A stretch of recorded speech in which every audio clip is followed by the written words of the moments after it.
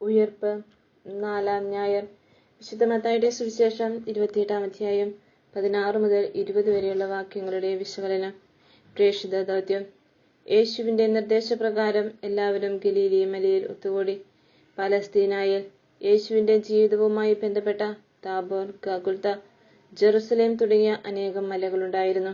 എന്നാൽ പരസ്യജീവിതം ആരംഭിച്ച അതേ സ്ഥലത്തു വെച്ച് തന്നെ ഈ ലോകത്തോട് യാത്ര പറയണമെന്ന് യേശു തീരുമാനിച്ചിരിക്കണം.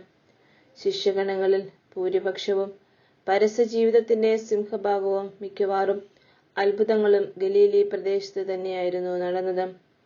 എല്ലാറ്റിനും ഉപരിയായി സർവ്വജനങ്ങളോടും സുവിശേഷം പ്രഘോഷിക്കപ്പെടുന്നതിന് വിജാതീയർ തിങ്ങിപ്പാർക്കുന്ന ഗലീലി പ്രദേശം തന്നെ തെരഞ്ഞെടുക്കപ്പെട്ടുവെന്നതും കാരണീയമാണല്ലോ. എല്ലാറ്റിനും ദൈവത്തിന് ഒരു കാരണമുണ്ട്. മർക്കോസിന്റെ സുവിശേഷത്തിൽ സ്വർഗാരോഹണ ഭാഗം വിവരിക്കുമ്പോൾ ഉയർപ്പിക്കപ്പെട്ടതിന് ശേഷം തന്നെ കണ്ടവരെ വിശ്വസിക്കാത്തത് നിമിത്തം അവരുടെ വിശ്വാസരാഹിത്യത്തെയും ഹൃദയകാഠിന്യത്തെയും അവൻ കുറ്റപ്പെടുത്തി എന്നാണ് നാം വായിക്കുന്നത്. അവന്റെ ഉയർപ്പിൽ വിശ്വസിക്കാൻ കഴിഞ്ഞവർ അവനെ ആരാധിക്കുകയും വിശ്വാസമില്ലാത്തവർ അപ്പോഴും കാഴ്ചക്കാരെ പോലെ സംശയിച്ചു നിന്നു എന്നും നാം ഇന്ന് വായിക്കുന്നു. ആദ്യം മഗ്ദല മറിയത്തിനും പിന്നീട് എമ്മാവൂസ് യാത്രയിലും സെഹിയോൻ മാളികയിലും കടൽ തീരത്ത് വെച്ചുമൊക്കെ അവൻ പല പ്രാവശ്യം അവർക്ക് നേരിട്ട് പ്രത്യക്ഷപ്പെട്ടിട്ടും ഇനിയും വിശ്വസിക്കാത്തവരെ ശാസിക്കുക മാത്രമല്ല ശിക്ഷിക്കുക കൂടി വേണം. അനുദിനം കുർബാനയിലും കുദാശകളിലും മറ്റും നമ്മുടെ ജീവിത വ്യാപാരങ്ങളിലും കടന്നുവരുന്ന യേശുവിനെ തിരിച്ചറിയുവാനും ആരാധനയോടെ കുമ്പിടുവാനും നമുക്ക് കഴിയുന്നുണ്ടോ? യേശു വസിക്കുന്ന ദരിദ്രന്റെയും ദുഃഖിതന്റെയും ഒക്കെ കണ്ണീരൊപ്പാനും സമാശ്വസിപ്പിക്കാനും നമുക്ക് സാധിക്കുന്നുണ്ടോ? അതിനു പകരം പലപ്പോഴും അവരുടെ ദുഃഖങ്ങളിൽ വീഴ്ചകളിൽ ഗൂഢമായി സന്തോഷിക്കുന്നവരുമുണ്ടാകാം നമുക്കിടയിൽ. അധികാരം നൽകുന്ന യേശു. മത്തായി 10 അധികാരം നൽകി അപ്പസ്തോലന്മാരെ അയക്കുന്ന യേശുവിനെ നാം കാണുന്നുണ്ട്. പക്ഷേ അന്ന് നഷ്ടപ്പെട്ടു പോയ ഇസ്രായേൽ മക്കളുടെ അടുത്തേക്ക് മാത്രം പോകാനാണ് യേശു അവരോട് ആവശ്യപ്പെടുന്നത്. ഇന്ന് നിങ്ങൾ പോയി എല്ലാ ജനതകളെയും ശിഷ്യപ്പെടുത്തുവിൻ എന്നാണ് ആവശ്യപ്പെടുന്നത്. അന്ന് നൽകപ്പെട്ട ഭാഗികവും അപൂർണവുമായ അധികാരം ഇന്ന് പൂർണ്ണമാകുകയാണ്. ദൈവത്തിന്റെ കണ്ണിൽ എല്ലാറ്റിനും ഒരു സമയമുണ്ട്, എല്ലാം പൂർത്തിയാകുന്ന സമയം. അവന്റെ ജനനവേളയിൽ മാലാഖമാർ അറിയിച്ചതുപോലെ ഇതാ സകലജനത്തിനും വേണ്ടിയുള്ള വലിയ സന്തോഷത്തിന്റെ വാർത്ത ഞാൻ അറിയിക്കുന്നു. ആ സന്തോഷത്തിന്റെ വാർത്ത എന്താണ്? ഉദ്ധാനം ചെയ്ത യേശുവാണ് പ്രഘോഷിക്കപ്പെടേണ്ട ആ വാർത്ത. മാലാഖമാർ പറഞ്ഞു, ജീവിച്ചിരിക്കുന്നവനെ നിങ്ങൾ മരിച്ചവരുടെ ഇടയിൽ അന്വേഷിക്കുന്നത് എന്തിന്? അവൻ ഇവിടെയില്ല, ഉയർപ്പിക്കപ്പെട്ടു.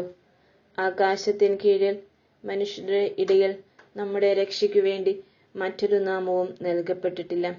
ഒരിക്കലും അസ്തമിക്കാത്ത പൂർണ്ണമായി നൽകപ്പെടുന്ന ഈ അധികാരം പ്രവചനങ്ങളുടെ പൂർത്തീകരണവുമാണ്. എല്ലാ ജനപദങ്ങളും ഭാഷക്കാരും അവനെ സേവിക്കേണ്ടതിന് രാജ്യത്വവും മഹത്വവും അധികാരവും അവന് നൽകപ്പെട്ടു. അവന്റെ അധികാരം ശാശ്വതമാണ്, അത് ഒരിക്കലും ഇല്ലാതാകുന്നില്ല. അവന്റെ രാജ്യത്വം അനശ്വരമാണ്. ഈ അധികാരം ഉപയോഗിച്ച് ലോകത്തിന്റെ അതിർത്തികളോളം സഞ്ചരിച്ച് യേശു പ്രഘോഷിച്ച ദൈവരാജ്യത്തിലേക്ക് പിതാവിന്റെയും പുത്രന്റെയും പരിശുദ്ധാത്മാവിന്റെയും നാമത്തിൽ ജ്ഞാനസ്നാനം നൽകുവിൻ എന്നതാണ് ഇന്ന് നൽകുന്ന കൽപ്പന. പരിച്ഛേദനത്തിനു പകരം പുതിയ ജനത്തിനുള്ള പുതിയ ഉടമ്പടിയാണ് ത്രിത്വൈക ദൈവത്തിന്റെ നാമത്തിലുള്ള ഈ ജ്ഞാനസ്നാനം. ശരീരത്തിൽ എന്നതിനേക്കാൾ ഹൃദയത്തിൽ പതിക്കപ്പെടുന്ന ആത്മീയ മുദ്രയാണ് ജ്ഞാനസ്നാനം. യുഗാന്തം വരെ എന്നും ഞാൻ നിങ്ങളോട് കൂടെയുണ്ടായിരിക്കും. ദൈവത്തിന്റെ ഈ വാക്ക് ഒരിക്കലും മാറാത്ത ഗ്യാരണ്ടിയാണ്. ഒരു പൊരുൾ വിറ്റഴിച്ചു കഴിയുന്നതുവരേക്കും അല്ലെങ്കിൽ തെരഞ്ഞെടുപ്പ് കഴിയുന്നതുവരേക്കുമുള്ള പൊള്ളയായ ഗ്യാരണ്ടിയല്ല.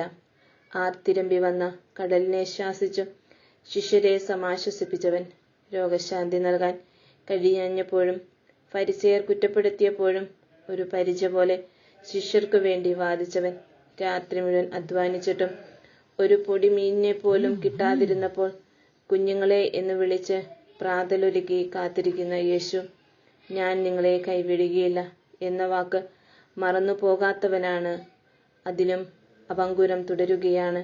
കാരണം അവന്റെ നാമം എമ്മാനുവേൽ, ദൈവം നമ്മോടുകൂടെ എന്നാണ്. വഴിതെറ്റിപ്പോയ ആടിനെ തോളിലേറ്റുന്നത് പോലെ ആദ്യം കൈപിടിച്ചും പിന്നീട് തളർന്ന് വിവശനാകുമ്പോഴും തോളിലേറ്റി നടന്നു നല്ലിടയനാണ് അവിടുന്ന്. സുവിശേഷവുമായി നാം ഇറങ്ങിത്തിരിക്കുമ്പോൾ നമ്മുടെ പ്രാഗൽഭ്യങ്ങളും വാചക കസർത്തുമല്ല പ്രാധാന്യം, ജീവിതാനുഭവങ്ങളാണ്.